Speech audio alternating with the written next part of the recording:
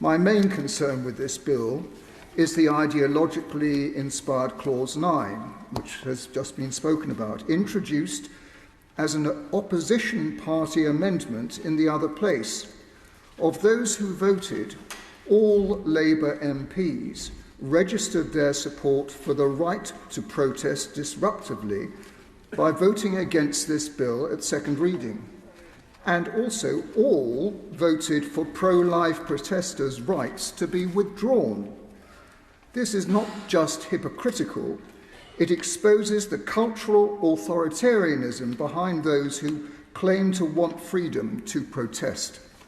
Clause 9 is now the most restrictive part of the whole bill, allegedly to protect women from harassment, yet it goes significantly beyond banning harassment or even preventing, as is the stated intention of the bill, serious disruption. It bans protest for those who hold certain beliefs and their right to inform, persuade, advise, or even express opinion on the public street. Martin Luther King once said, "Every man of humane convictions must decide on the protest that best suits his convictions, but we must all protest." However, for some, the right to protest depends entirely on what one's convictions are. Pro-life convictions are deemed so abhorrent as to require a blanket ban and withdrawal of rights within certain spaces. Furthermore, it reduces the threshold of criminality to standards lower than ever before, and as currently drafted, would likely catch a parent, teacher, or social worker giving, at the request of a young or vulnerable person, rounded advice to help them make one of life's most difficult decisions. Instructively, 5 local councils have instituted buffer zones already. Bournemouth Council has prohibited the act of even crossing oneself in the vicinity, treating even peaceful presence as intimidation. All 5 councils have banned prayer, even silent prayer in the case of Ealing, flagrantly violating religious freedom. If prayer is considered a form of influence, then Clause 9 puts the UK's first thought crime into statute. Such sweeping criminalisation is out of all proportion to action which may, of course, be required to deal with inappropriate behaviour near abortion facilities. Where harassment and intimidation do occur, the police already have several different legislative mechanisms to choose from, including the 2022 Police Crime and Sentencing Courts Act. This empowers police officers to disperse or otherwise prevent those pro-life vigils which do risk causing alarm or distress in persons in the vicinity.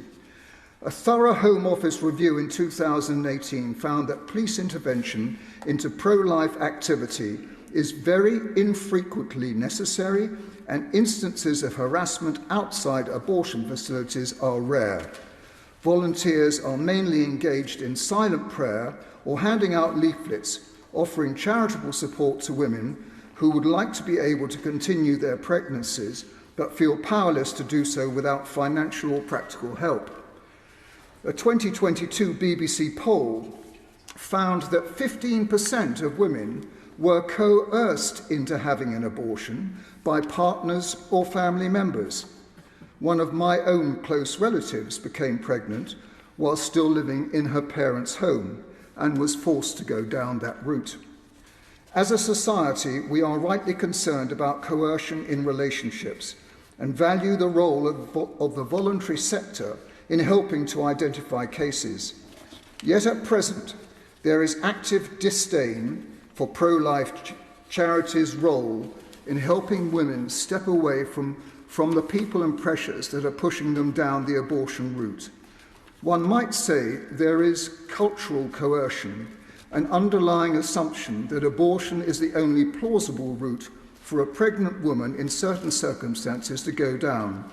Where there is potential or actual disability, the medical profession can actively seek to influence a woman in that direction. Is a genuinely pro-choice approach to abortion rarely served by Clause 9? My honourable friend in the other place, Sir Bernard Jenkins, supported it on the grounds that women have already agonised about their decision and considered every alternative by the time they arrive at the clinic. I would respectively disagree with this. In a pro-abortion culture, soaked in rights rhetoric, many will have discounted the very possibility of going through with the pregnancy. There are plenty of examples from organisations like Be Here For Me of women who accepted an uncoercive offer to help to continue their pregnancies and have subsequently spoken out in favour of keeping this option open to other women.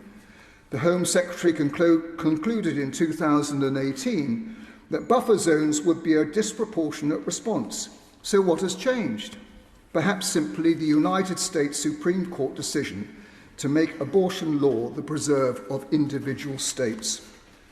If passed into law, Clause 9 would mark the single most significant shift away from English law's presumption of individual liberty and freedom of expression in the interest of ruthlessly censoring pro-life views.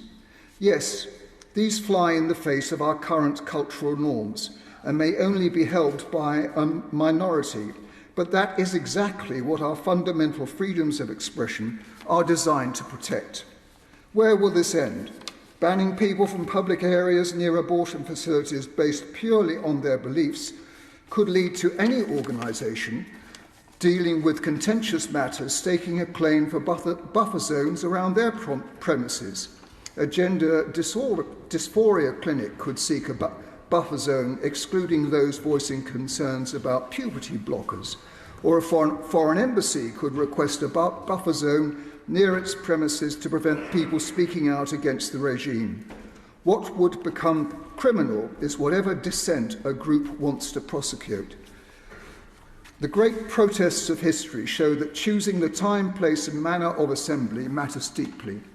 Crowds gathered at Clapham Common for the Sarah Everard vigil last year, as we've heard already, to make the point that this must never happen again.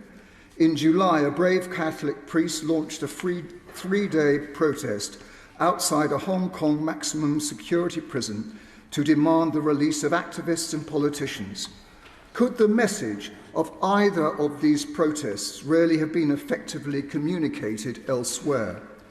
Blanket bans on fundamental rights rarely meet the requirements of proportionality in rights legislation, hence the Minister not being able to sign off the bill, as we've heard, as rights compliant. Clause 9 disproportionately interferes not only with protest, but also freedom of speech, assembly and religion. Presented as a small and necessary step to protect women outside abortion centres, it is in fact a giant and unnecessary leap away from our hard-fought civil liberties. Finally, I understand this was subject to a conscience vote in the other place. Why? I would challenge the designation as an issue of conscience. This is not about whether abortions should take place or not. This culturally authoritarian clause criminalises someone praying silently with their eyes closed. It is both deeply absurd and deeply dangerous. It should not stand part of this bill.